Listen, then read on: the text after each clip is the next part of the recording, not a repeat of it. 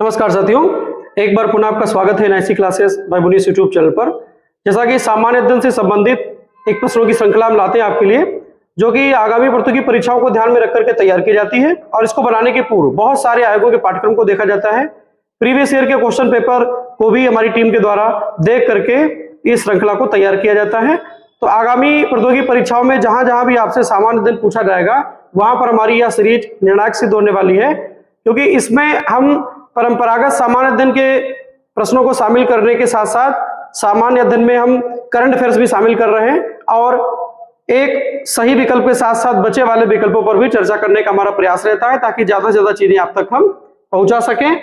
जैसा कि आप देख रहे होंगे, UP TET, UP triple SC, SSC, GD, UPPSC और यूपीपी सहित तमाम ऐसी बहुप्रतीक्षित परीक्षाएं हैं जिनकी आयोगों के द्वारा तिथि की घोषणा की जा चुकी है और वहां पर सामान्य अध्ययन के सवाल आपसे पूछे जाएंगे। तो बिना देरी के बाद की श्रृंखला को हम शुरू करते हैं। पहला प्रश्न आपके सामने रोज की भांति आज भी भारत की राज्य व्यवस्था से ही लिया गया है। प्रश्न आपके सामने है, निम्नलिखित में से किन निकायों के बारे में संविधान में उल्लेख नहीं है? आज की श्रृंखला का हमारा पहला प्रश्न ही नहीं है से शुरू हुआ है। जैसा कि हमारी टीम का प्रयास रहता है कि हर अपनी हम श्रृंखला में 1 से 2 प्रश्न नहीं वाले लेकर के आते हैं, क्योंकि नहीं वाले प्रश्न जब हमसे परीक्षा में पूछे जाते हैं तो वहां पर गलती की संभावना थोड़ी सी बढ़ जाती है। तो हमें नहीं है को सबसे पहले अंडरलाइन कर लेना है। अब हम प्रश्न को दोबारा से पढ़ेंगे। निम्नलिखित में से किन निकायों के बारे में संविधान में उल्लेख नहीं है? पहला यहां पर दिया राष्ट्रीय विकास परिषद, दूसरा दिया योजना आयोग, तीसरा दिया क्षेत्रीय परिषदें और फिर 4 विकल्प यहां पर दिए गए हैं। उत्तर आपको कूट की सहायता से देना है। पहला विकल्प है ए और 2, अर्थात संविधान में उल्लिखित नहीं है राष्ट्रीय विकास परिषद और योजना आयोग। दूसरा विकल्प है बी केवल 2, अर्थात योजना आयोग। तीसरा विकल्प है 1 और 3, अर्थात क्षेत्रीय परिषदें और चौथा विकल्प है उपरोक्त सभी। तो हमारे आज के इस पहले प्रश्न का सही जवाब है विकल्प डी, उपरोक्त सभी, अर्थात राष्ट्रीय विकास परिषद, योजना आयोग और क्षेत्रीय परिषदों का उल्लेख भारत के संविधान में नहीं किया गया है। तो जिन चीजों का उल्लेख भारत के संविधान में नहीं किया गया है और वह चीजें हमें भारत की राज्य व्यवस्था में देखने को मिलती है, उनको कहा जाता है गैर संवैधानिक या संविधानेतर। यदि आपसे प्रश्न पूछा जाता है कि ये कैसे निकाय हैं, अर्थात योजना आयोग, राष्ट्रीय विकास परिषद और क्षेत्रीय परिषदें, तो आपका जवाब होना चाहिए कि यह सारे निकाय गैर संवैधानिक हैं या संविधानेतर हैं, क्योंकि इनके बारे में संविधान के किसी भी अनुच्छेद या अनुसूची या संविधान के किसी भाग में उल्लेख नहीं किया गया है, परंतु यह निकाय हमें भारत की राज्य व्यवस्था में देखने को मिलते हैं और इन निकायों का बड़ा महत्वपूर्ण स्थान भी भारत की राज्य व्यवस्था में है। अब हम बात करेंगे राष्ट्रीय विकास परिषद की।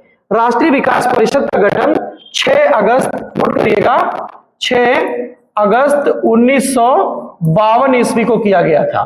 ठीक है, इसको कहते हैं एनडीसी, नेशनल डेवलपमेंट काउंसिल। राष्ट्रीय विकास परिषद का गठन 6 अगस्त 1952 ईस्वी को किया गया था और यह निकाय एक गैर संवैधानिक निकाय है। कैसा निकाय है? तो यह एक गैर संवैधानिक निकाय है। गैर संवैधानिक है क्योंकि इसका वर्णन संविधान में नहीं किया गया है। याद रखना है। इसकी संरचना के बारे में बात कर लेते हैं। तो राष्ट्रीय विकास परिषद का अध्यक्ष कौन होता है? तो भारत का प्रधानमंत्री। अध्यक्षता किसके द्वारा की जाती है? अध्यक्षता की जाती है भारत के प्रधानमंत्री के द्वारा। और इसकी खास बात यह है कि इसके सभी जो सदस्य होते हैं, सभी राज्यों के मुख्यमंत्री इसके सदस्य होते हैं। सभी राज्यों के जो मुख्यमंत्री हैं वो इसके सदस्य होते हैं। केंद्र शासित प्रदेशों के जो मुख्यमंत्री होते हैं या प्रशासक होते हैं वो भी इसके सदस्य होते हैं। और सभी राज्यों के मुख्यमंत्री सभी राज्यों और केंद्र शासित प्रदेशों के मुख्यमंत्री या प्रशासक या जो भी प्रशासक होंगे, प्रभारी होंगे, वह इसके सदस्य होते हैं।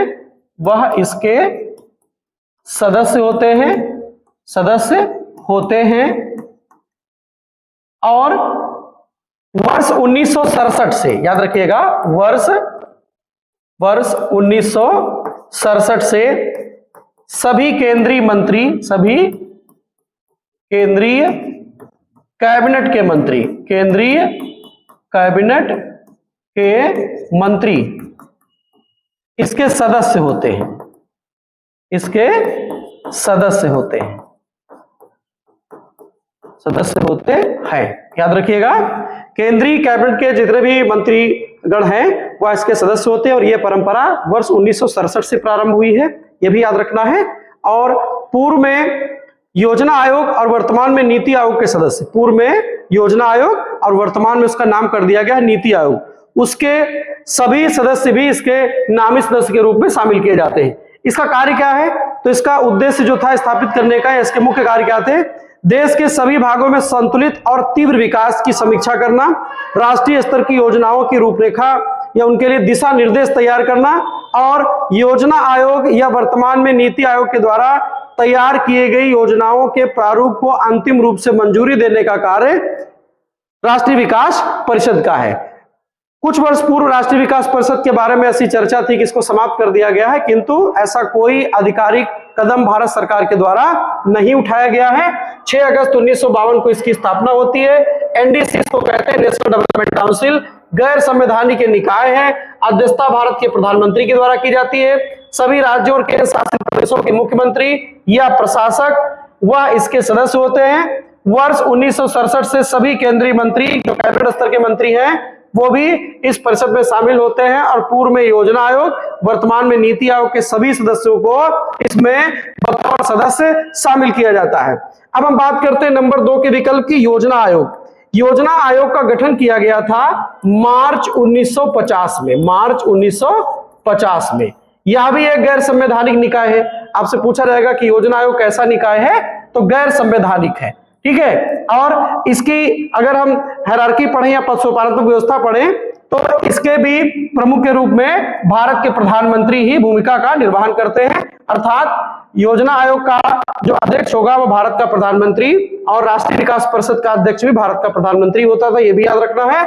और 1 जनवरी, ठीक है, 1 जनवरी 2015 ईस्वी को योजना आयोग का नाम परिवर्तित करके कर दिया गया नीति आयोग, ठीक है, नीति आयोग इसका नाम कर दिया गया। और आपसे पूछा जा सकता है कि योजना आयोग के पहले अध्यक्ष कौन थे, तो भारत के पहले पदेन प्रधानमंत्री पंडित जवाहरलाल नेहरू योजना आयोग के पहले अध्यक्ष थे और गुलजारी लाल नंदा योजना आयोग के पहले उपाध्यक्ष थे। और योजना आयोग के अंतिम अध्यक्ष अगर आपसे पूछा जाएगा तो नरेंद्र मोदी, और अंतिम उपाध्यक्ष अगर आपसे पूछा जाएगा तो मोंटेक सिंह आहलूवालिया।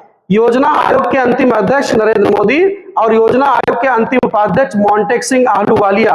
अब हम बात करेंगे नीति आयोग की, तो नीति आयोग का जो गठन है वह योजना आयोग को भंग करके 1 जनवरी 2015 से इसको नीति आयोग के तौर पर जाना जाता है। और योजना आयोग और नीति आयोग में समानता क्या है कि योजना आयोग का अध्यक्ष भी भारत का पदेन प्रधानमंत्री होता था और नीति आयोग का अध्यक्ष भी भारत का पदेन प्रधानमंत्री ही होता है।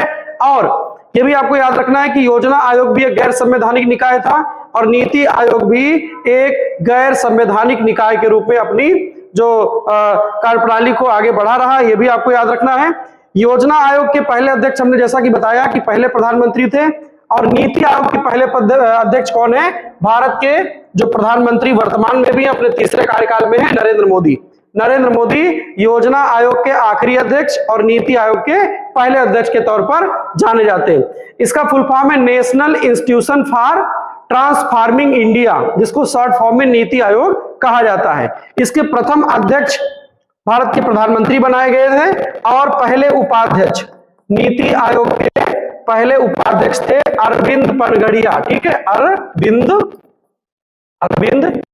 पनगड़िया जो थे ये नीति आयोग के पहले उपाध्यक्ष थे और पहले सीईओ, चीफ एग्जीक्यूटिव ऑफिसर या मुख्य कार्यकारी अधिकारी थे सिंधु श्री खुल्लर, ठीक है, नोट कर लेना है आपको। ये योजना आयोग के पश्चात जो नीति आयोग बना उसके पहले मुख्य कार्यकारी अधिकारी थे। वर्तमान में अगर आपसे पूछा जाएगा इसके अध्यक्ष कौन है, तो भारत के प्रधानमंत्री जी इसके अध्यक्ष हैं। और वर्तमान समय में नीति आयोग के जो अध्यक्ष हैं, उपाध्यक्ष, वर्तमान समय में जो उपाध्यक्ष हैं वो सुमन बेरी हैं, ठीक है। वर्तमान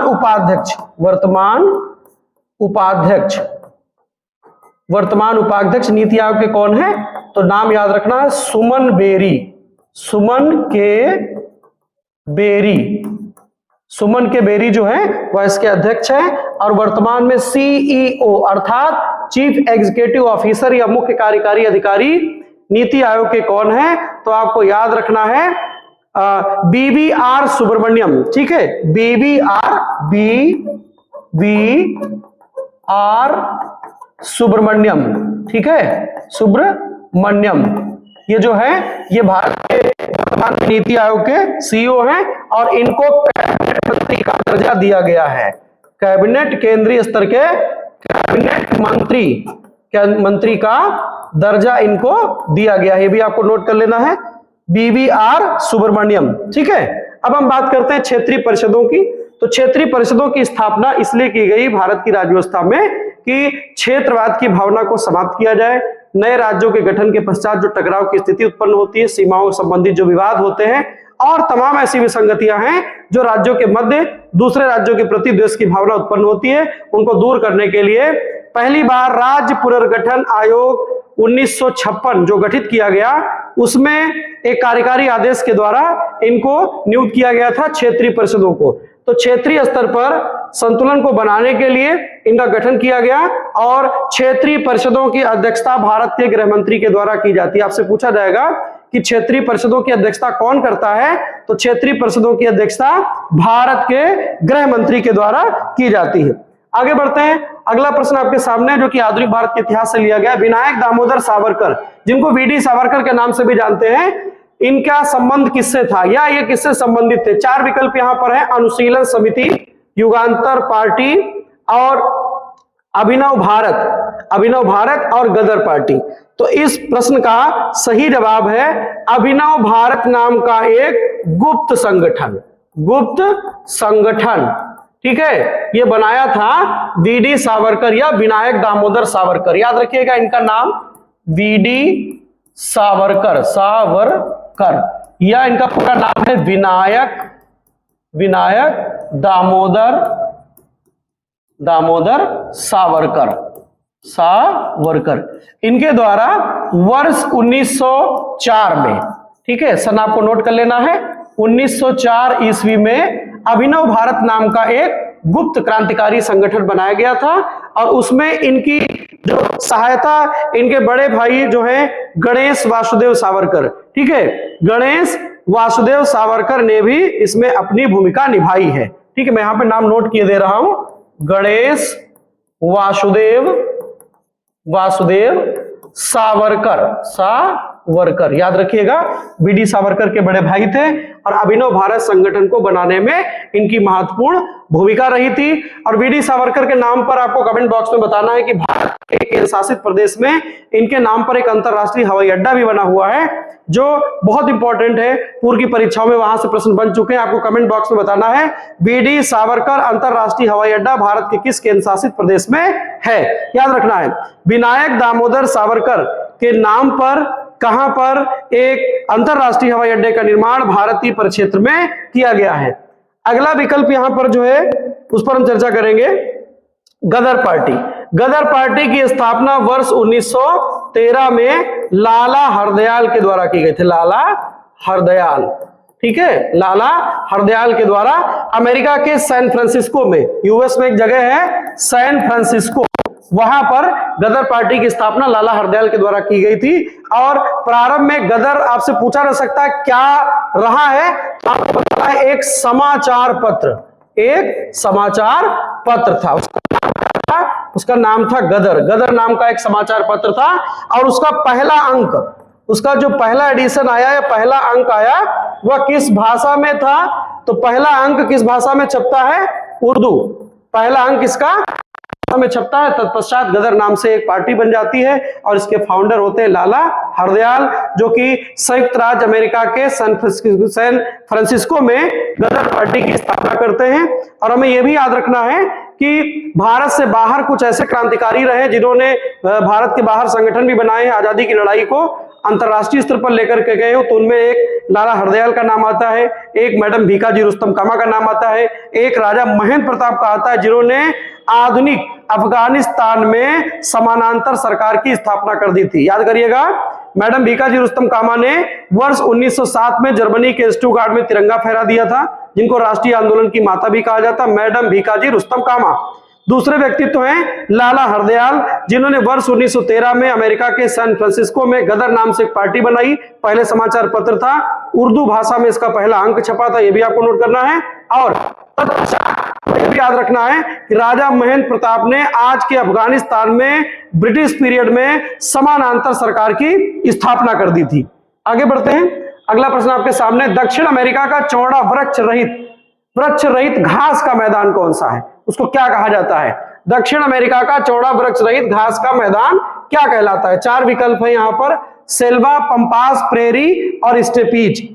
अलग अलग क्षेत्रों में, अलग अलग जलवायु कटिबंध में बहुत सारे घास के मैदान पाए जाते हैं। तो ये पूछा जाता है कि ये कहां पर पाए जाते हैं, किस जलवायु में पाए जाते हैं और इनका महत्व क्या है, ये भी नोट करना है। तो दक्षिण अमेरिका में जो वृक्ष रहित मैदान घास के पाए जाते हैं, बड़े बड़े पाए जाते हैं, बहुत बड़े बड़े चरागाह भी यहाँ पर होते हैं और बहुत सारे लोगों की जीविका का आधार भी होते हैं। तो पंपास नाम के जो मैदान है वह अर्जेंटीना में पाए जाते हैं, याद रखिएगा। पंपास कहां पाए जाते हैं? तो अर्जेंटीना में पाए जाते हैं। अब बचे वाले विकल्पों पर हम चर्चा करेंगे, सेल्वा, प्रेरी और स्टेपीज।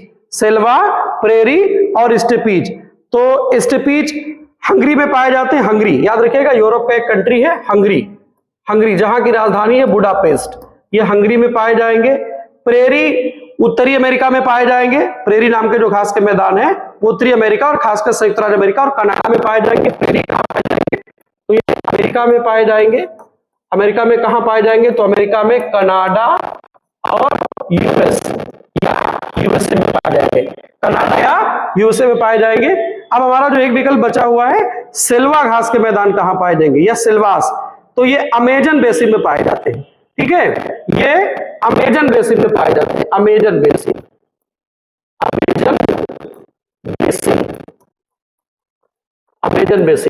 अमेजन दुनिया की सबसे बड़ी नदी है, इसका अपवाह तंत्र सबसे ज्यादा माना गया है और दक्षिण अमेरिका महाद्वीप में यह नदी विस्तारित है। यहाँ पर बहुत बड़ा एवरग्रीन फॉरेस्ट भी है, जिसे कहा जाता है कि दुनिया को सबसे ज्यादा ऑक्सीजन यहीं से मिलती है। लगभग 20% ऑक्सीजन माफ कीजिएगा अकेले अमेजन के वर्षा वनों से मिलती है।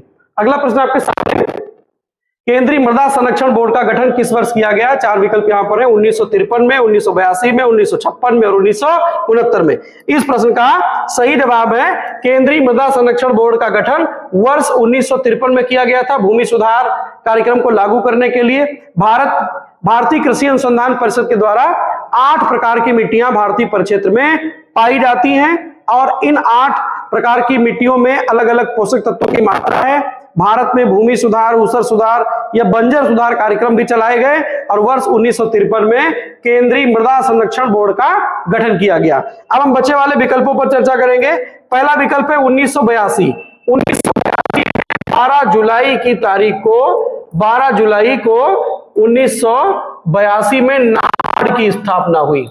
आपसे पूछा जाएगा नाबार्ड की स्थापना कब हुई, तो नाबार्ड की स्थापना 12 जुलाई 1982 को होती है और वर्तमान में इसके अध्यक्ष हैं केवी साजी इसके अध्यक्ष हैं वर्तमान में, ये आपको नोट कर लेना है। अगला विकल्प यहां पर 1956। तो 1956 में यूजीसी बना, यूजीसी यूनिवर्सिटी ग्रांट कमीशन अर्थात विश्वविद्यालय आयोग, इसका गठन 1956 में किया गया और यह विश्वविद्यालय स्तर की शिक्षा के लिए नीतियां निर्धारित करता है, यह भी आपको नोट करना है। अगला हमारा जो अंतिम विकल्प है, ऐसा क्या हुआ 1969 में, तो इसरो की स्थापना हुई। ISRO, Indian space research organisation, ISRO की स्थापना होती है 1969 में। इसका हेडक्वार्टर कहां पर है? इसका हेडक्वार्टर बताइए कहां पर है? बेंगलुरु कर्नाटक में है, इंडियन स्पेस रिसर्च ऑर्गेनाइजेशन। अगला प्रश्न आपके सामने है, रेडियो धार्मिकता का मापन किया जाता है। ठीक है, रेडियो जो धर्मिता है इसका मापन कैसे किया जाता है, याद रखना है आपको। मापन किया जाता है 4 विकल्प यहां पर आपको दिए गए हैं। पहला है बैरोमीटर, दूसरा है गीगर मूलर काउंटर, तीसरा है कैलोरीमीटर, चौथा है लेक्टोमीटर। तो इसका मापन किया जाता है गीगर मूलर काउंटर के द्वारा। रेडिएशन का पता लगाया जाता है कि अमुक स्थान पर कितनी तीव्रता का रेडिएशन है। आगे बढ़ते हैं, बैरोमीटर से वायुदाब नापा जाता है। वायु दाब, तूफान आने की चेतावनी, चक्रवात आने की चेतावनी बैरोमीटर से मिलती है। और लेक्टोमीटर से दूध की शुद्धता मापी जाती है। दूध की शुद्धता के लिए लेक्टोमीटर है, ये भी आपको नोट कर लेना है। अगला प्रश्न है, कंप्यूटर की भाषा कोबोल किसके लिए उपयोगी है? पहला है व्यवसायिक कार्य के लिए, दूसरा है ग्राफिक कार्य के लिए, तीसरा वैज्ञानिक कार्य के लिए, चौथा इनमें से कोई नहीं। तो सही जवाब है व्यवसायिक कार्य के लिए यह भाषा प्रयोग में लाई जाती है। अगला प्रश्न है, केंद्रीय राष्ट्रीय पादप संग्रहालय कहां स्थित है? 4 विकल्प है, देहरादून, भोपाल, लखनऊ और कोलकाता। तो इस प्रश्न का सही जवाब विकल्प बी, कोलकाता के श्रीरामपुर में। ठीक है, श्रीरामपुर, ठीक है, कोलकाता के श्रीरामपुर में इसका मुख्यालय है, यह भी आपको याद रखना है। श्रीरामपुर, कोलकाता के, माफ कीजिएगा, शिवपुर, कोलकाता शिवपुर। इसको पहले कलकत्ता के नाम से जानते थे, कोलकाता शिवपुर में स्थित है। पर चर्चा करेंगे देहरादून। देहरादून में क्या है? इंदिरा गांधी वन अनुसंधान संस्थान, इंदिरा गांधी वन सर्वेक्षण संस्थान। और में क्या है तो आपको याद रखना है, भारतीय पेट्रोलियम अनुसंधान संस्थान, भारतीय पेट्रोलियम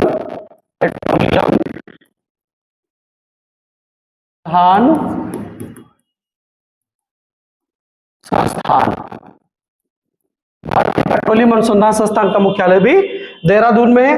भोपाल में है राष्ट्रीय वन प्रबंधन संस्थान, राष्ट्रीय वन प्रबंधन अनुसंधान संस्थान। लखनऊ में CDRI है, CDRI central drug research institute, और केंद्रीय पोषण बागवानी संस्थान और केंद्रीय विष अनुसंधान संस्थान जैसे तमाम बड़े राष्ट्रीय महत्व के संस्थानों का मुख्यालय उत्तर प्रदेश की राजधानी लखनऊ में है। आगे बढ़ते हैं, केंद्रीय बजट 2026-27 के अनुसार दिसंबर 2025 तक कितने लोगों को बहुआयामी गरीबी से बाहर निकाला गया?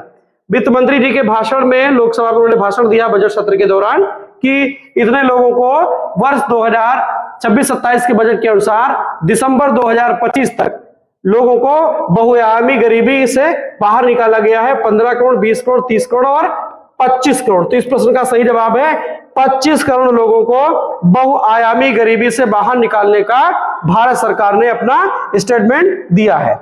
आगे बढ़ते हैं, अगला प्रश्न है, चंपानेर पावागढ़ पुरातत्व पार्क किस राज्य का पहला जैव विविधता स्थल घोषित किया गया है? यह अपने राज्य का पहला जैव विविधता स्थल है। 4 विकल्प आपको यहां पर दिए गए, राजस्थान, गुजरात, मध्य प्रदेश और छत्तीसगढ़। तो इस प्रश्न का सही जवाब है गुजरात।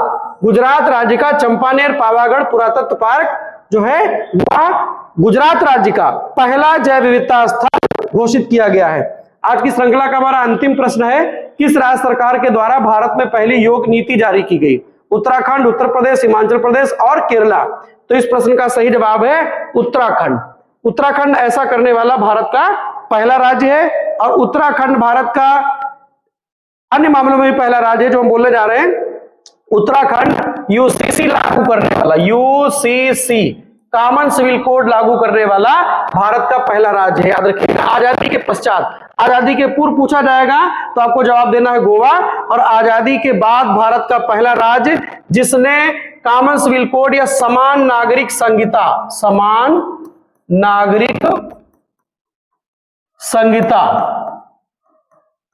नागरिक संहिता पर नियम बनाने वाला भारत का पहला राज्य है। उत्तराखंड के नाम एक और बड़ी अचीवमेंट है कि द्वितीय राजकीय भाषा,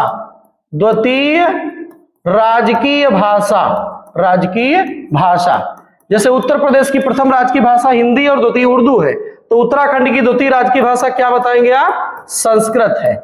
उत्तराखंड की द्वितीय राजकीय भाषा संस्कृत है। आज की सीरीज आपको कैसी लगी हमें कमेंट के माध्यम जरूर बताइएगा। धन्यवाद।